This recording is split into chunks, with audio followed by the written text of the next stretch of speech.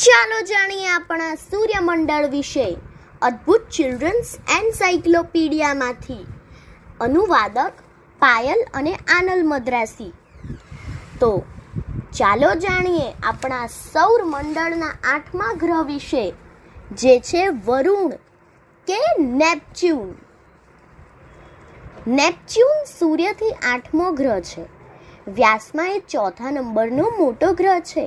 Neptune સૂર્યથી પોતાનું 4,50,34,43,43,000 અને 661 કિલોમીટરનું અંતર જાળવી રાખે છે. આ ગ્રહની સપાટી પર મોટા અને કાળા કુંડાળા છે. ખગોળશાસ્ત્રીઓ માને છે કે આ વાવાઝોડું છે. નેપચ્યુનની આસપાસ 2 જાડા અને 2 પાતળા વલય આવેલ છે.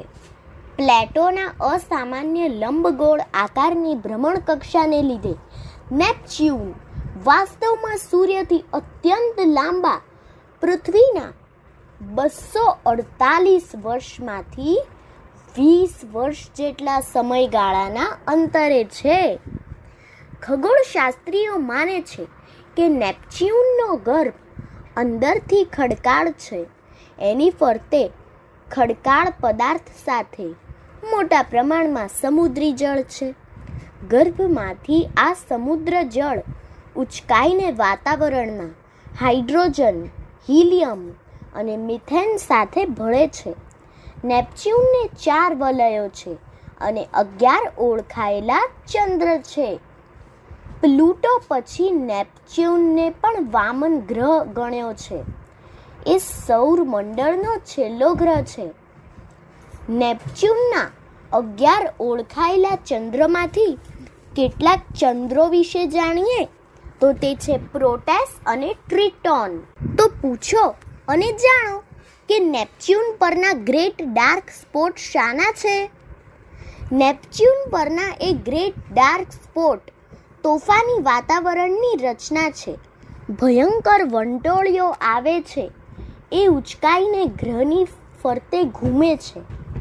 એની સાથે ભારે તીવ્ર પવન પણ ફૂંકાય છે.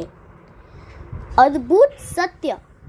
નેપચ્યુન પાસે પોતાનો ગરમીનો આંતરિક સ્ત્રોત છે. એ સૂર્ય પાસેથી જેટલી ઉર્જા પ્રાપ્ત કરે છે એથી બમણી છોડે છે.